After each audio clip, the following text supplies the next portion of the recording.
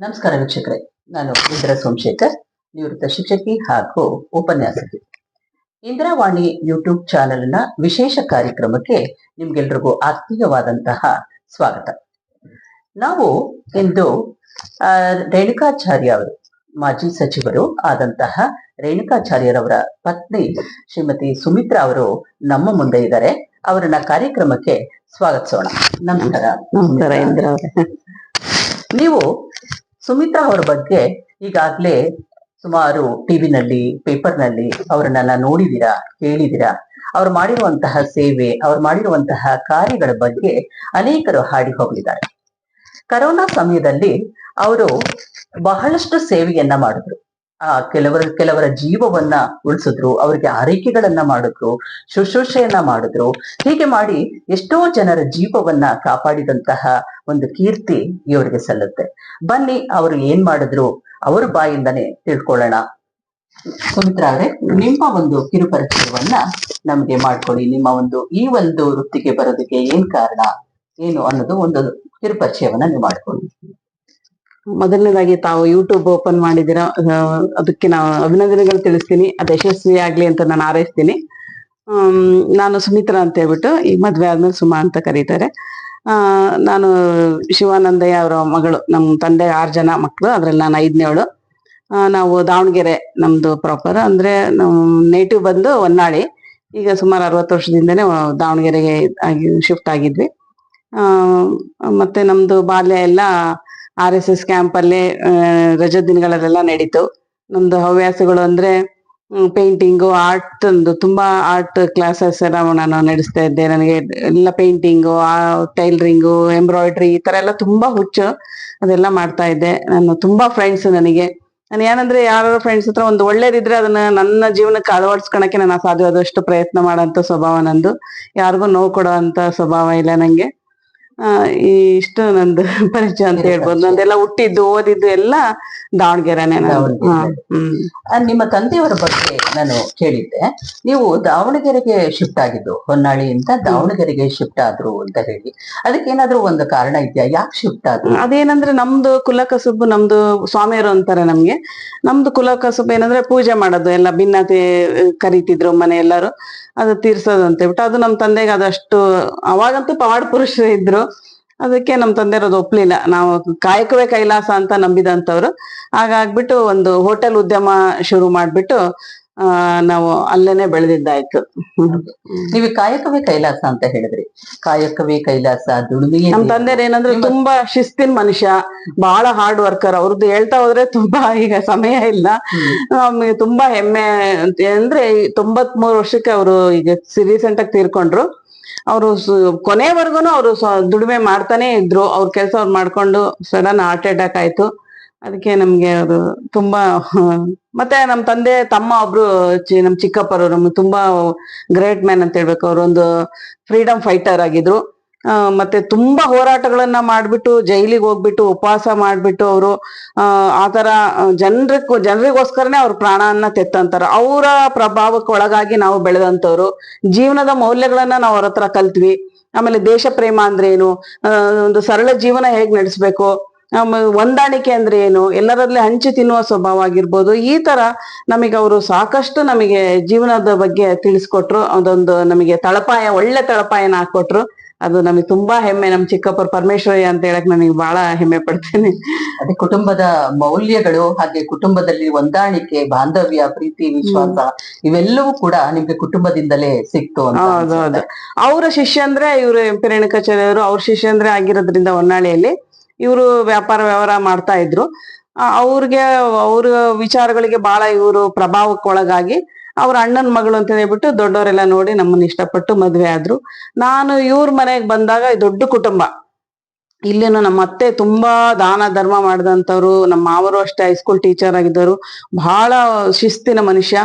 ಅಂತ ಕುಟುಂಬದಲ್ಲಿ ನಾನು ನಿಜವಾಗ್ಲೂ ನಾನು ಲಕ್ಕಿ ಫೇಲೋ ಅನ್ಬೇಕು. ಯಾಕಂದ್ರೆ ನಮ್ಮನೆ, ನಾವಿದ್ದ ಮನೇನೂ ಆಗಿರ್ಬೋದು, ನಾನು ಓದ್ ಮನೇನು, ನನಗೆ ತುಂಬಾ ಒಳ್ಳೆ ಫ್ಯಾಮಿಲಿ ಸಿಕ್ಕಿದೆ. ಆ ತುಂಬಾ ನಾನೆಲ್ಲ ಮತ್ತೆಯಿಂದ ತುಂಬಾ ಕಲಿತೆ. ಜನರ ಜೊತೆ ಒಡನಾಟ ಆಗಿರ್ಬೋದು, ಸ್ವಲ್ಪ ರಿಸರ್ವ್ ಇದ್ದೆ ನಾನು ನೇಚರು. ಇಲ್ಲಿಗೆ ಬಂದ್ಮೇಲೆ ಸಾಕಷ್ಟು ಜನರ ಜೊತೆ ಬೆರೆಯೋದಾಗಿರ್ಬೋದು, ಅವ್ರ ಕಷ್ಟ ಸುಖ. ನಮ್ಮನೆಯವ್ರು ಅಂದ್ರೆ ತುಂಬಾ ಹಾರ್ಡ್ ವರ್ಕರು.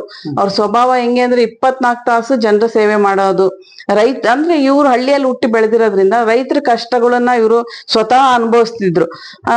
ಅದಂಗಾಗಿ ಅವ್ರಿಗೆ ಸ್ಪಂದನೆ ಮಾಡೋದು ಚೆನ್ನಾಗಿ ಅರಿವಾಯ್ತು. ಅವ್ರಿಗೆಲ್ಲ ಸ್ಪಂದಿಸ್ತಾ ಇದ್ರು.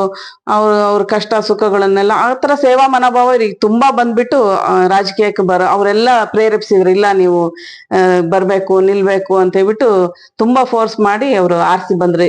ಒಂದೇ ಫಸ್ಟ್ ಟೈಮೇ ಅವರು MLA ಅಸೆಂಬ್ಲಿ ಎಲೆಕ್ಷನ್ ನಿಂತ್ಕೊಂಡ್ಬಿಟ್ಟು ಆರ್ಸಿ ಬಂದ್ರು. ಪುರುಷನ ಹಿಂದೆ ಒಬ್ಬ ಮಹಿಳೆ ಇರ್ತಾಳೆ ಅಂತ ನಾವು ಸದಾ ಒಂದು ಹೇಳಿಕೆ ಮಾತನ್ನ ಕೇಳ್ತೇವೆ. ಆ ಒಂದು ಯಶಸ್ವಿ ಆಗೋದಕ್ಕೆ ರೇಣುಕಾಚಾರ್ಯ ಅವರು ಈ ಒಂದು ಮಟ್ಟಕ್ಕೆ ಬೆಳಿಬೇಕಂತಂದ್ರೆ ಇದಕ್ಕೆ ಹೇಗೆ ನೀವು ಅವ್ರ ಜೊತೆ ಸ್ಪಂದಿಸ್ತಿದ್ರಿ, ಕೈ ಜೋಡಿಸ್ತಿದ್ರಿ? ಮತ್ತೆ ಆ ರಾಜಕೀಯಕ್ಕೆ ನಿಮ್ಮ ಒಂದು ಸೇವೆ ಏನ್ ಮಾಡಿದ್ರಿ? ಸಮಾಜ ಸೇವೆಯನ್ನ ಹೇಗೆ ನೀವು ಅದನ್ನೆಲ್ಲ ಕೈಗೊಂಡ್ರಿ? ನಾನು ಹೇಳಿದಾಗೆ ಇವರು ತುಂಬಾ ಒಂಥರ ವಿಶಾಲ ಹೃದಯ, ಒಂಥರ ವಿಶಾಲವಾದ ಮನಸ್ಸು ಇವ್ರದ್ದು. ಕರುಣೆ, ತುಂಬಾ ಜನಗಳಿಗೆ ಸ್ಪಂದಿಸೋದು. ಇವ್ರು ಅದನ್ನೆಲ್ಲ ನೋಡ್ಬಿಟ್ಟು ನನಗೆ ತುಂಬಾ ಆಶ್ಚರ್ಯ. ನನಗೂ ಒಂಥರ ಅವರಿಂದ ಪ್ರೇರೇಪಿತಳಾದೆ. ನಾನು ನನ್ನ ಕೈಲಾದಷ್ಟು ಮಾಡ್ಬೇಕು ಅಂತ ಹೇಳ್ಬಿಟ್ಟು ನಮ್ದು ಅವಳಿ ತಾಲೂಕು, ಹೊನ್ನಾಳಿ ಮತ್ತು ನ್ಯಾಮತಿ ಅವಳಿ ತಾಲೂಕು ಬರುತ್ತೆ ನಮ್ ಕ್ಷೇತ್ರ. ಅಲ್ಲಿ ನಾವು ಈಗ ನಮ್ದು ಮೂಲಭೂತ ಸೌಕರ್ಯಗಳ ತೊಂದರೆಗಳು ನಿವಾರಿಸೋದಾಗಿರ್ಬೋದು, ಅದಕ್ಕೆ ನನ್ನ ಸಹಕಾರ. ಎಲ್ಲೆಲ್ಲಿ 180 ಹಳ್ಳಿಗಳು ಬರ್ತವೆ.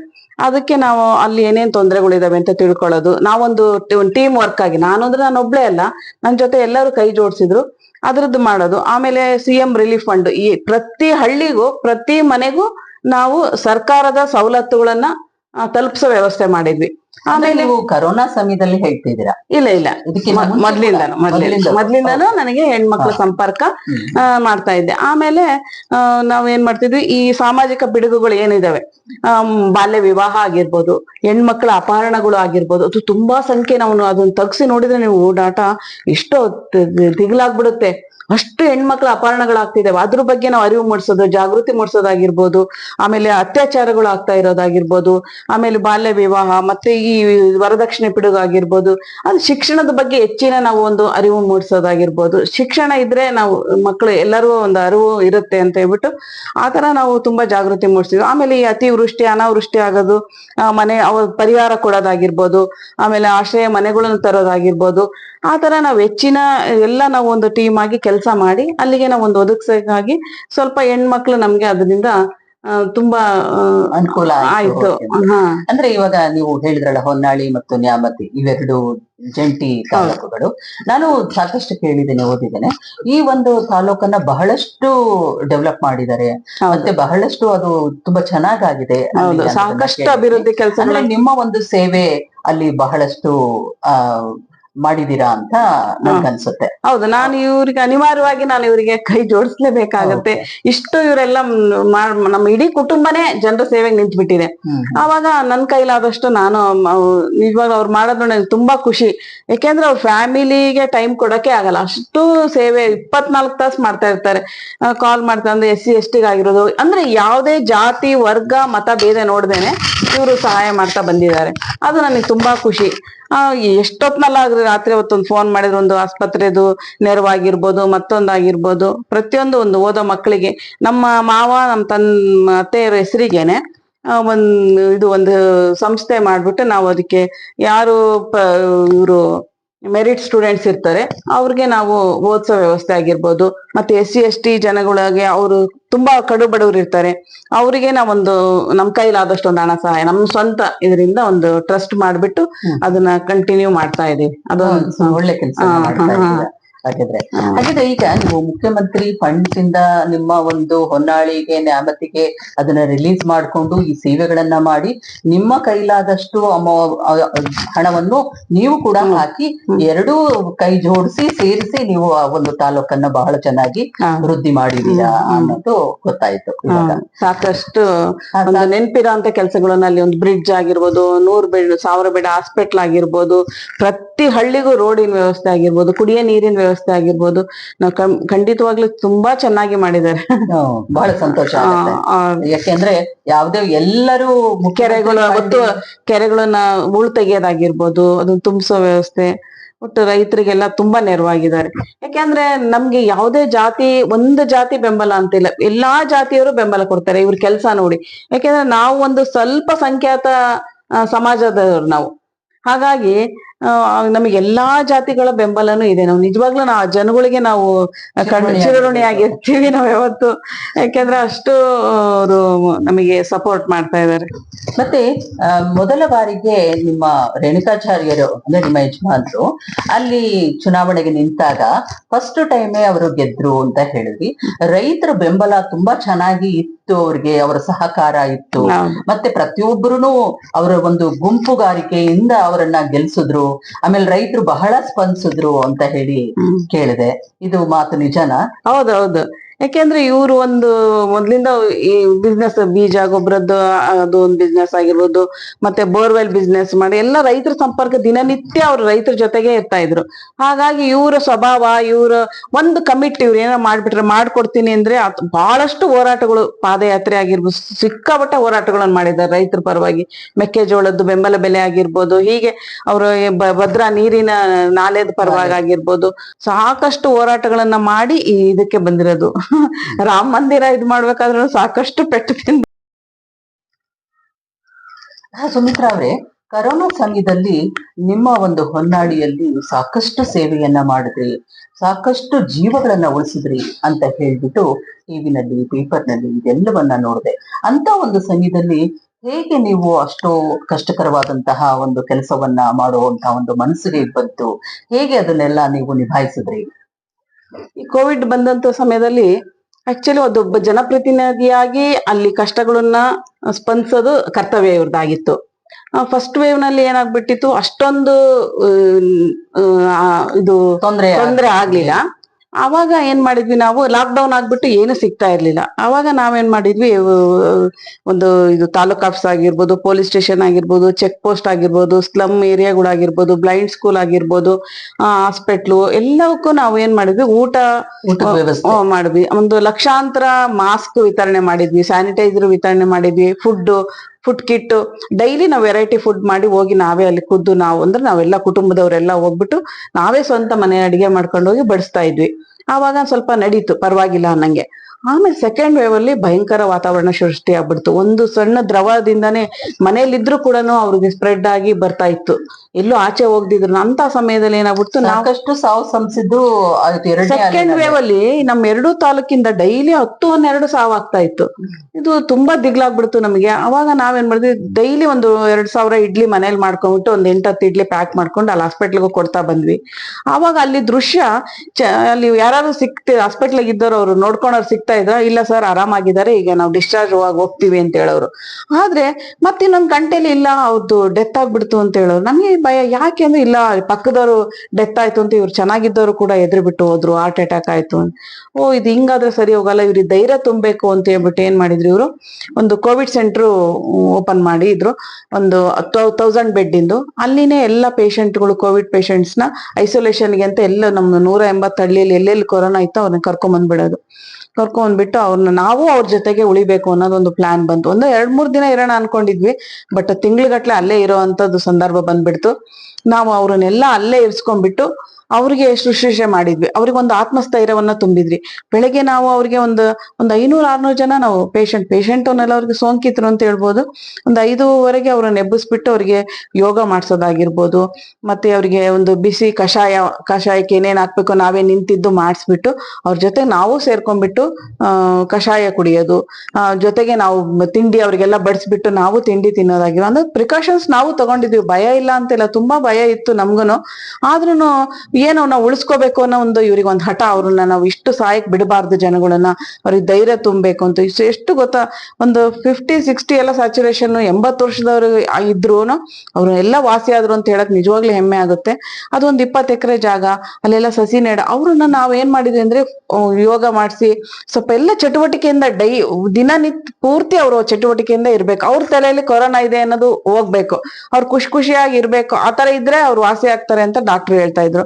ಅದಕ್ಕೆ ಡಾಕ್ಟರ್ಗಳನ್ನು ಸಹ ಅವ್ರನ್ನ ತುಂಬಾ ಒಂಥರ ಅವಾಗ ಅವರು ಈ ಕೊರೋನಾ ಬಂದಿದೆ ಅಂದ್ರೆ ಅವ್ರನ್ನ ಬಹಳ ಇದ್ರಲ್ಲಿ ನಿಕೃಷ್ಟವಾಗಿ ಕಾಣ್ತಾ ಇದ್ರು. ಅದು ಹೋಗ್ಬೇಕು, ಡಾಕ್ಟರ್ಗಳು ಪ್ರೀತಿಯಿಂದ ಕಾಣ್ರಿ, ಹಿಂಗೆ ಮೆಡಿಸಿನ್ ಎಲ್ಲ ಹಿಂಗೆ ಎಸಿಬೇಡ್ರಿ, ನೀವು ಅವರಿಗೆಲ್ಲ ಕೊಟ್ಬಿಟ್ಟು ಅವ್ರನ್ನ ಚಂದಾಗಿ ಮಾತಾಡ್ಸ್ರಿ ಅಂತ ಹೇಳ್ಬಿಟ್ಟು ಅವ್ರು ನಾವು ಇಡೀ ದಿನ ಅವ್ರಿಗೆ ಬೇಜಾರಾಗ್ಬಾರ್ದು ಅಂತ ಹುಡುಗರುಗಳು ಕ್ರಿಕೆಟ್ ಆಡೋಂಥವ್ರಿಗೆ ಕ್ರಿಕೆಟ್ ಸೆಟ್ಟು, ಒಳಗಡೆ ಕೂತ ಆಡೋರಿಗೆ ಕೇರಂ ಸೆಟ್ ಆಗಿರ್ಬೋದು, ಶೆಟ್ಲ್ ಕಾಕ್ ಆಗಿರ್ಬೋದು, ಆಮೇಲೆ ಏನೋ ಲಲಿತ ಸಹಸ್ರನಾಮ ಓದೋ ಹೆಣ್ಮಕ್ಳಿಗೆ ಅದನ್ನ ನಾನು ಕೂತ್ಕೊಂಡು ಇದ್ ಮಾಡೋದಾಗಿರ್ಬೋದು. ಹೀಗೆ ಅವ್ರನ್ನ ಸದಾ ಚಟುವಟಿಕೆಯಿಂದ. ಆಮೇಲೆ ಸಂಜೆ ಆಗೋತ್ಲು ಎಲ್ಲರಿಗೂ ಒಂದು ಆರ್ಕೆಸ್ಟ್ರಾ ಹೇಳಕ್ ಬರೋರು ಅವಾಗ ತುಂಬಾ ಪೀಕ್ ಲೆವೆಲ್, ಎಲ್ಲ ಭಯ ಇತ್ತು ಅಂತವ್ರು. ಪಾಪ ಮಹಾತ್ಮರು, ನಿಜವಾಗ್ಲೂ ನಟರಾಜ್ ಅವ್ರು ನೆನೆಸ್ಕೋಬೇಕು ನಾನು ಇವತ್ತು. ಅವ್ರ ಟೀಮ್ ಬಂದು ಡೈಲಿ ನಮಗೆ ಆರ್ಕೆಸ್ಟ್ರಾ ಕೊಟ್ರು. ಎಲ್ಲರೂ ಅಲ್ಲಲ್ಲೇ ಪಾಪ ಕೆಮ್ತಿದ್ರು, ಮಾಡ್ತಿದ್ರು, ಚಳಿಯಲ್ಲಿ ಒತ್ಕೊಂಡು ಒಟ್ಟು ಎಂಜಾಯ್ ಮಾಡಿ ಒಟ್ಟು ಅವರು ನಮ್ಗೇನೋ ಆಗಿಲ್ಲ ಅನ್ನೋದೊಂದು ಭ್ರಮೆಯಲ್ಲಿ ಇದ್ರು. ನಾವು ಅವ್ರನ್ನ ಫುಲ್ ಆಕ್ಟಿವಿಟೀಸ್, ಎಕ್ಸಸೈಸು ಅದು ಇದು ಮಾಡಿಸ್ಕೊಂಡು ಅವ್ರನ್ನ ಸಸಿ ನೆಡ ಕಾರ್ಯಕ್ರಮಗಳು ಮಾಡ್ತಿದ್ವಿ. ಅದೊಂದು 20 ಎಕರೆ ಜಾಗ ಇತ್ತು, ಹೊಸ ಬಿಲ್ಡಿಂಗ್, ಅಲ್ಲೆಲ್ಲ ಸಸಿಗಳು ನೆಡ್ಸಿದ್ವಿ. ಇವತ್ತೆಲ್ಲ ಆ ಗಿಡಗಳು ನಮ್ಮ ಹೆಸರು ಹೇಳ್ತವೆ. ಅದು ಒಂದು ತುಂಬಾ ಖುಷಿ. ಆ ತರ ಮಾಡಿ ಆಮೇಲೆ ಫುಡ್ ಅವರಿಗೆ ಡೈಲಿ, ಬರೀ ಅವ್ರಿಗಷ್ಟೇ ಅಲ್ಲ, ನಾವು ಒಂದು 8,000 ಜನಕ್ಕೆ ತರ ವೆರೈಟಿ ರೊಟ್ಟಿ, ಹೋಳಿಗೆ. ಆಮೇಲೆ ನಾವು ಅಂದ್ರೆ ನಾವಷ್ಟೇ ಅಲ್ಲ, ನಮ್ ಜೊತೆ ಸಾಕಷ್ಟು ಜನ ಎಲ್ಲ ಹಳ್ಳಿಯರು ಕೈ ಜೋಡಿಸಿದ್ರು. ಅವರು ಊಟಗಳು ತರೋರು, ರೊಟ್ಟಿ ಅವೆಲ್ಲ ತರೋರು, ಆಮೇಲೆ ಅವ್ರ ಮನೆಯಿಂದಾನೇ ಮಾಡ್ಕೊಂಡು, ಆಮೇಲೆ ಅವ್ರು ಏನೇನ್ ಬೆಳೆದಿರ್ತಾರೋ ಹಣ್ಣು ಹಂಪಲು ಎಲ್ಲ ಲೋಡ್ ಗಟ್ಲೆ ತಂದು ಕೊಡೋರು. ನಾವೀಗ ಕೊರೋನಾ ಬಂದಿದೆ ಅಂದ್ರೆ ಅವ್ರು ಹಂಗಂಗೆ ಮನೆಯಿಂದ ಬಂದ್ಬಿಟ್ಟಿರೋರು. ಪಾಪ ಒಂದು ಬಟ್ಟೆ ಎಲ್ಲ ಒಣಗಾಕಿರೋದು ಒಂದು ತಗೊಂಡ್ ಬಂದ್ಬಿಟ್ಟಿರೋರು. ಅವ್ರಿಗೆ ಪ್ರತಿಯೊಂದು, ಒಂದು ಪೇಸ್ಟ್ ಆಗಿರೋದು, ಕೂಮ್ ಆಗಿರೋ, ಹಂಗೆ ಒಂದು ಟಾಯ್ಲೆಟ್ ಕಿಟ್ಟು, ಅವ್ರಿಗೆ ಬೆಡ್ಶೀಟ್, ಅವ್ರಿಗೆ ಬಟ್ಟೆ, ಅಲ್ಲೇ ಯಾರಾದ್ರು ಬರ್ಡೇ ಇದ್ರೆ ಅಲ್ಲೇ ಕೇಕ್ ತರಿಸ್ಬಿಟ್ಟು ಸೆಲೆಬ್ರೇಟ್ ಮಾಡ್ತಾ ಇದ್ವಿ. ಏನಾದ್ರೆ ಆತರ ಎಲ್ಲ ಅವ್ರನ್ನ ಒಟ್ಟು ಟೋಟಲಿ ಖುಷಿಯಾಗಿಟ್ವಿ. ತುಂಬಾ ಚೆನ್ನಾಗಿದ್ರು. ಆಮೇಲೆ ಕೊನೆಗೆ ಅವರೆಲ್ಲ ಅವ್ರ ಐಸೋಲೇಷನ್ 14 ದಿನ ಮುಗಿಸ್ಕೊಂಡು ಹೋಗಕ್ಕೆ ಅವ್ರ ಊರಿಗೆ ತಯಾರಿಸಿದ್ಲ. ಇಲ್ಲ ಸರ್ ಇನ್ನೂ 1 ವಾರ ಹೆಚ್ಚಿಗೆ ಇರ್ತೀವಿ ಅಂತಂದ್ರೆ ರಿಕ್ವೆಸ್ಟ್ ಮಾಡ್ಕೊಂಡು ಇದ್ದವರು ಇದ್ದಾರೆ. ಆಮೇಲೆ ದಾವಣಗೆರೆ ಡಿಸ್ಟಿಕ್ ನಲ್ಲಿ ಇರೋರು ಸಹ ಇಲ್ಲಿ ಚೆನ್ನಾಗ್ ನೋಡ್ಕೊಂತಾರಂತೆ, ನಮ್ಗೆ ಹೊನ್ನಾಳಿ ಕಳಿಸ್ಬಿಡಿ ಅನ್ನೋರು ಇವರು ಕೋವಿಡ್ ಪೇಷಂಟ್ಸ್. ಆ DC ಅವ್ರು ಹೇಳ್ತಾ ಇದ್ರು, ಏನ್ ಸರ್ ಎಲ್ಲರೂ ನಿಮ್ಮಲ್ಲಿ ಬರ್ತೀವಿ ಅಂತಿದ್ದಾರೆ. SP ಅವರೆಲ್ಲ ಹೇಳ್ತಾ ಇದ್ರು. ಅಷ್ಟು ಇದಾಯ್ತು ಎಲ್ಲ. ಆಮೇಲೆ ಅವರೆಲ್ಲ ಚೆನ್ನಾಗಾದ್ಮೇಲೆ ಅವ್ರಿಗೆ ಹೂ ಹಾಕಿ ಗೌರವ ರೀತಿಯಿಂದ ನಾವು ನಮ್ದೇ ಆಂಬ್ಯುಲೆನ್ಸ್, ನಮ್ಮ ಮನೆಯವರೇ ಆಂಬ್ಯುಲೆನ್ಸ್ ಅವ್ರ ತಾಯಿ ಹೆಸರಿಗೆ 2-3 ಸ್ವಂತವಾಗಿ ನಾವು ಡೊನೇಟ್ ಮಾಡಿದ್ವಿ. ಅದ್ರಲ್ಲಿ ಕೂರ್ಸ್ಕೊಂಡು ಅವ್ರಿಗೆ ಊರುಗಳಿಗೆ ತಲುಪಿಸ್ತಾ ವ್ಯವಸ್ಥೆ ಮಾಡ್ತಾ ಇದ್ವಿ. ಮೊದ್ಲು ಸಾವು ಆಗ್ತಾ ಇತ್ತಲ್ಲ, ಅವರು ಶವ ಸಂಸ್ಕಾರ ಮಾಡಕ್ಕೆ ಆಂಬ್ಯುಲೆನ್ಸ್ ಡ್ರೈವ್ ಮಾಡಕ್ಕೆ ಯಾರು ಬರ್ತಾ ಇರ್ಲಿಲ್ಲ, ತುಂಬಾ ಹೆದರ್ತಾ ಇದ್ರು. ಇವರೇ ಆಂಬ್ಯುಲೆನ್ಸ್ ನ ಡ್ರೈವ್ ಮಾಡ್ಕೊಂಡು ಶವ ಹಾಕಿ, ನಮ್ದೇ ಒಂದು JCB ಇತ್ತು, ಅವ್ರ ಜಮೀನಲ್ಲಿ ನಿಂತು ಎಷ್ಟೋ ಶವಗಳನ್ನ ಶವ ಸಂಸ್ಕಾರ. ಮೊದ್ಲು ಏನಂದ್ರೆ ಡೈಲಿ 10-12 ಶವ ಆಗ್ತಾ ಇದ್ವಲ್ಲ, ಆ ಶವನ ಸಂಸ್ಕಾರ ಮಾಡಕ್ಕೆ ಅಥವಾ ಆಂಬ್ಯುಲೆನ್ಸ್ ಅಲ್ಲೇ ತಗೊಂಡು ಹೋಗಕ್ಕೂ ಯಾರು ಮುಂದೆ ಬರ್ತಾ ಇರ್ಲಿಲ್ಲ. ಅದಕ್ಕೋಸ್ಕರ ಧೈರ್ಯ ಬರ್ಲಿ ಅಂತ ಬೇರೆಯವರು, ಇವರೇನೆ ನಮ್ಮ ಮನೆಯವರೇ ಸ್ವತಃ ಆಂಬ್ಯುಲೆನ್ಸ್ ನ ಶವನ ಇದ್ರಲ್ಲಿ ಹಾಕೊಂಡು ಡ್ರೈವ್ ಮಾಡ್ಬಿಟ್ಟು, ನಮ್ದೇ ಒಂದು JCB ಇತ್ತು, ಅದ್ರಲ್ಲೇ ಅವ್ರ ಜಮೀನಿಗೆ ತಗೊಂಡೋಗಿ ಶವ ಸಂಸ್ಕಾರ ಮಾಡಿದ್ದು ಇದೆ ಸಾಕಷ್ಟು. ಅಂದ್ರೆ ಯಾವ ಜಾತಿ ನೋಡ್ಲಿಲ್ಲ, ಕ್ರಿಶ್ಚಿಯನ್, ಮುಸ್ಲಿಂ ಅಂತ ಎಷ್ಟೋ ಮುಸ್ಲಿಂ ಶವಗಳನ್ನ ಸಂಸ್ಕಾರ ಮಾಡಿದ್ದಾರೆ. ಆ ಒಂದು ಪುಣ್ಯ ನಿಮಗ್ ಸಿಕ್ಲಿ. ಅಂದ್ರೆ ಆ ಒಂದು ಸಮಯದಲ್ಲಿ ನೀವು ಮಾಡಿರುವಂತಹ ಸೇವೆ ನಿಜವಾಗ್ಲೂ ಶ್ಲಾಘನೀಯವಾದದ್ದು, ಅದ್ಭುತವಾದಂತ ಕೆಲಸವನ್ನ ಮಾಡಿದ್ದೀರಾ ನಿಜವಾಗ್ಲೂ. ಸುಮಿತ್ರಾ ಅವರೇ, ಹಾಗೆ ಇತ್ತೀಚೆಗೆ ನಿಮ್ಗೆ ಒಂದು ಇದನ್ನ ಬಂತು, ಪ್ರಶಸ್ತಿ ಬಂತು, ನಾರಿ ಸಮ್ಮಾನ್ ಪ್ರಶಸ್ತಿ ಅಂತ. ಇದು ಯಾರು ಕೊಟ್ರು, ಯಾವ್ದಕ್ಕೆ ಕೊಟ್ರು? ಈಗ ನಾನು ಏನಂದ್ರೆ, ಈಗ ತಂದೆದಿದೆ, ನನ್ನ ಅಣ್ಣಂದಿದೆ ಅಂತ ಹೇಳ್ಬಿಟ್ಟು ನಾವು ಅವ್ರಿಗೆ ಡಿಪೆಂಡ್ ಆಗಿ ಕೂರೋ ಸ್ವಭಾವ ನಂದಲ್ಲ. ನನಗೂ ಒಂದು ಐಡೆಂಟಿಟಿ ಬೇಕು. ನಾನು ಏನಾದ್ರು ಒಂದು ಸ್ವಂತ, ನಾನು ಸಣ್ಣ ಪುಟ್ಟ ದುಡಿಬೇಕು, ಗಳಿಸ್ಬೇಕು ಅನ್ನೋ ಒಂದು ನನಗೆ ಒಂದು ಮೊದ್ಲಿಂದನ ಧ್ಯೇಯ ಇತ್ತು. ನನ್ನ ಮಕ್ಳಿಗೂ ಕೂಡ ಅದನ್ನೇ ಹೇಳೋದು. ನಮ್ಮ ಮಕ್ಳಾದ್ರೂ ಕೂಡ, ನನಗಿಬ್ರು ಮಕ್ಳು, ಅವರಾದ್ರೂ ಕೂಡ ಅವ್ರ ತಂದೆ ಹೆಸರನ್ನ ಎಲ್ಲೂ ಉಪಯೋಗಿಸ್ಕೊಳ್ಳಿಲ್ಲ. ಸ್ವಂತ ಕಷ್ಟಪಟ್ಟು ಓದಿ ಮೆರಿಟ್ ಅಲ್ಲೇ ಅವ್ರು ಬಂದಿರೋದು. ನಂದು ಆ ತರ ಸ್ವಭಾವ ನಾನು ಬೆಳೆಸಿರೋದಂಗೆ. ಅದಕ್ಕೋಸ್ಕರ ನಾನು ಒಂದು ಭಾರತೀಯ AXA ಲೈಫ್ ಇನ್ಶೂರೆನ್ಸ್ ಅಲ್ಲಿ ನಾನೊಂದು ಲೈಫ್ ಅಡ್ವೈಸರ್ ಆಗಿ ಸೇರ್ಕೊಂಡೆ. ಅದ್ರಲ್ಲಿ ಎವ್ರಿ ಮಂತ್ ನಮ್ಗೆ ಒಂದು ಕಂಟೆಸ್ಟ್ ಇರುತ್ತೆ. ನಾನು ಅದು ಅಚೀವ್ ಮಾಡ್ತಾ ನಾನು ಏನು ಅಂದ್ರೆ ಸಾಕಷ್ಟು ಅದು ಹೈಯರ್ ಟಾಪರ್ ಕ್ಲಬ್ ಎಲ್ಲ ಅಚೀವ್ ಮಾಡಿ ಒಂದು 18 ಕಂಟ್ರಿ ಹೋಗಿರ್ಬೋದು. ಇಟ್ಲಿ ಆಗಿರ್ಬೋದು, ಜಪಾನ್ ಆಗಿರ್ಬೋದು, US, London, Dubai, Abu Dhabi, Singapore, ಹಿಂಗೆ ಸಾಕಷ್ಟು ಕಂಟ್ರಿಗಳು ಅಲ್ಲಿ ನಮಗೆ ಅವಾರ್ಡ್ ಇರುತ್ತೆ. ಆ ತರ ನೋಡ್ಬಿಟ್ಟು ಸಾಕಷ್ಟು ಜನಗಳು ನನಗೆ ದೇಶ ವಿದೇಶಗಳ ಫ್ರೆಂಡ್ಸ್ ಆದ್ರು. ಅವ್ರು ಆ ವಿಚಾರಗಳನ್ನ ತಿಳ್ಕೊಳಕ್ಕೆ ಒಂದು ಅವಕಾಶ ಸಿಕ್ತು. ಅದ್ರ ಬಗ್ಗೆ ನಂಗೆ ತುಂಬಾ ಹೆಮ್ಮೆ ಇದೆ. ಆದ್ರೆ ಇದನ್ನೆಲ್ಲ ನೋಡ್ಬಿಟ್ಟು ಇವರು ಈ ನಮ್ಮ ಕೊರೋನಾದ ಕೆಲ್ಸದಿಂದ ಆಗಿರ್ಬೋದು, ಮತ್ತೆ ನಾನು ಮಾಡ್ತಾ ಇರೋದು ನನ್ನ ಇದರಿಂದಾನು ಮೆಚ್ಚಿಬಿಟ್ಟು ಸಾಕಷ್ಟು ಮಾಧ್ಯಮಗಳು ಆಗಿರ್ಬೋದು, ಎಲ್ಲಾ ಜಾತಿ ಮಠಾಧೀಶರು ಮಠಾಧೀಶರುಗಳು ನಮಗೆ ಸನ್ಮಾನಗಳನ್ನು ಮಾಡಿದ್ರು. ಅಂದ್ರೆ ನಾನು ಹೇಳೋದೇನಂದ್ರೆ, ನಾವ್ ಏನೋ ಒಂದು ಪ್ರಾಮಾಣಿಕವಾಗಿ ನಾವು ನಿಸ್ವಾರ್ಥ ಸೇವೆ ಸಲ್ಲಿಸಿದಾಗ ಜನ ಮೆಚ್ಚುಗೆ ವ್ಯಕ್ತಪಡಿಸ್ತಾರೆ, ಗುರುತಿಸ್ತಾರೆ, ಸನ್ಮಾನಗಳನ್ನ ಮಾಡ್ತಾರೆ. ಅದೇ ರೀತಿ ನಮಗೆ ಮೀಡಿಯಾ ಸಿರಿಕನ್ನಡದವರು ಶ್ರೇಷ್ಠ ಕನ್ನಡತಿ ಅಂತ ಕೊಟ್ರು, ಎಲ್ಲ ಮಠಾಧೀಶರುಗಳು ಸನ್ಮಾನ ಮಾಡಿದ್ರು.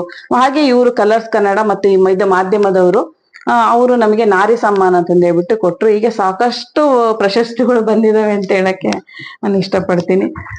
ಮುಂದಿನ ಪೀಳಿಗೆಗಳು ಹೀಗೆ ರಾಜಕೀಯ ಅಂದ್ರೆ ಒಂಥರ ಅಸಹ್ಯ ಪಟ್ಕೋಬಾರ್ದು, ಹೆಮ್ಮೆಯಿಂದ ಬಂದು ಒಂದು ಸೇವಾ ಮನೋಭಾವ ಇಟ್ಕೊಂಡು ಬರ್ಬೇಕು ಮುಂದೆ ಅನ್ನೋ ಒಂದು ನನ್ನ ಆಸೆ. ಜನಸೇವೆ ಮಾಡ್ಬೇಕು ಅನ್ನೋ ಒಂದು ಮನಸ್ಸು ಅವರಿಗೆ ಮಾಡ್ಬೇಕು, ಅಭಿವೃದ್ಧಿಗೆ. ಈಗೆಲ್ಲ ಎಜುಕೇಟೆಡ್ ಬರ್ತಾ ಇದ್ದಾರೆ, ಬೇರೆ ಬೇರೆ ಅವ್ರ ಆಲೋಚನೆಗಳು ಮುಂದೆ ತರಬೇಕು. ನಾವು ಬೇರೆ ಕಂಟ್ರಿಗಿಂತ ನಾವು ಕಡಿಮೆ ಇಲ್ಲ ತೋರ್ಸ್ಬೇಕನ್ನೋದು ನನ್ನ ಆಸೆ.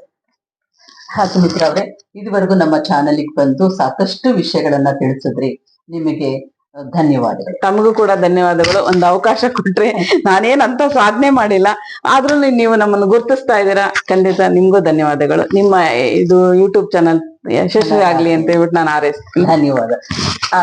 ನಮ್ಮ ಒಂದು ಈ ವಿಡಿಯೋ ನಿಮಗೆ ಇಷ್ಟವಾಗಿದ್ರೆ ಒಂದು ಲೈಕ್ ಕೊಡಿ, ಶೇರ್ ಮಾಡಿ, ಸಬ್ಸ್ಕ್ರೈಬ್ ಮಾಡಿ. ನಮಸ್ಕಾರ.